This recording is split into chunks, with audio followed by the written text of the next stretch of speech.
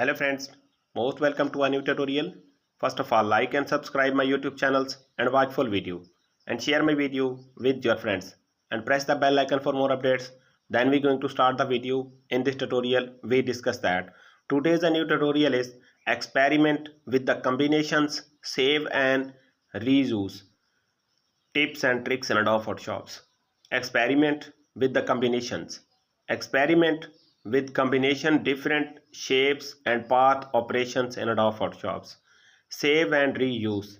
Save and reuse your custom shapes in future products in Adobe Photoshop. I hope you will like the video. Thanks for watching and subscribe my YouTube channels. Thanks.